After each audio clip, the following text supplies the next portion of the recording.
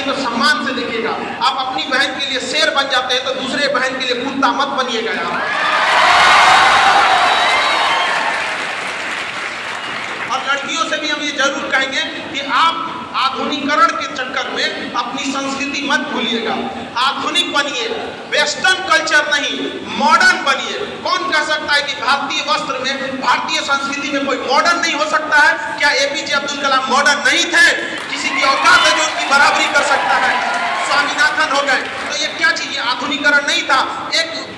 एक ऐसा व्यक्ति हमारे स्वामी जी यहाँ पर, तो हमारे स्वामी जी को क्या आप आधुनिक नहीं कहेंगे?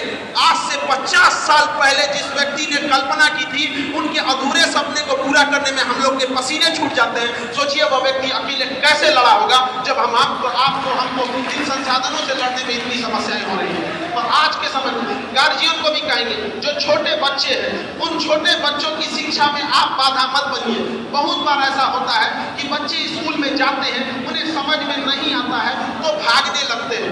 गार्जियन बन के मत समझाइए उनको, एक दोस्त बन के उनकी प्रॉब्लम समझने की कोशिश कीजिए।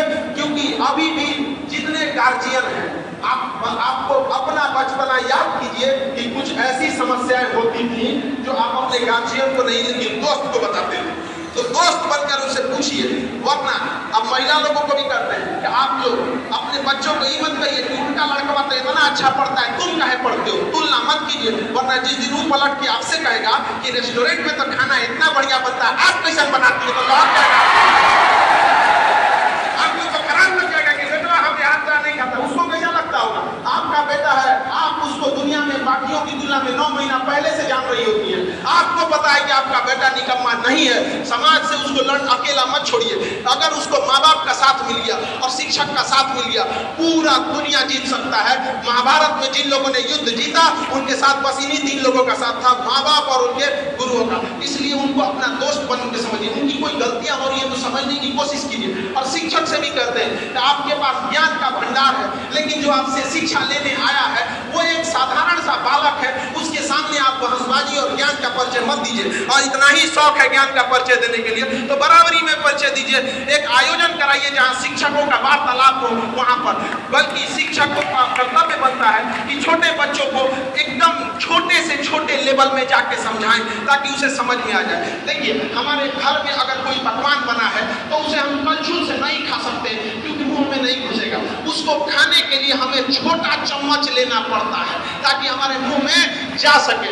यही काम एक शिक्षक का है। आपके पास अथाह भंडार है, लेकिन आप इतनी क्लिष्ट भाषाओं का यूज करते हैं, वो उस विद्यार्थी के लिए कलछुल बन जाता है, नहीं घोटाता है। साधारण भाषा का प्रयोग कीजिए, चम्मच से घोटाइए, देखिए एक दिन पहलवान बन के आ जाएगा। तो ये शिक्षक का कर्तव्य है, उसे हमें नहीं भूलना चाहिए। तो कोई भी देश विकास करता है तो सबका सामूहिक कर्तव्य बनता है उसको। हम सबको शिक्षा के माध्यम से गरीबी को दूर करना होता है। देखिए, गरीबी एक हथियार है। गरीबी रास्ते का वह गड्ढा है जो आपको छलांग मारने पे मजबूर कर देता है। इसलिए घबराइएगा नहीं, क्योंकि जिस पत्थर पर छीनी हथौड़ी की मार पड़ती है उसी को मूर्त बना के पूजा जाता है। और अगर आपके जीवन में संघर्ष नहीं है तो आपको समझिए कि ऊपर वाले ने चुना ही नहीं है। क्योंकि फिल्म का डायरेक्टर सबसे खतरनाक रोल मजबूत हीरो को देता है जिसके कंधों में दम। तो आपको अगर मुसीबत आ रही है तो आपको चुना गया है क्योंकि आपके कंधे मजबूत हैं, आप उसको रोक सकते हैं। तो आप सबका ये कर्तव्य बनता है। समाज में गरीबी का लेवल अगर आप देखिएगा तो दंग रह जाइएगा।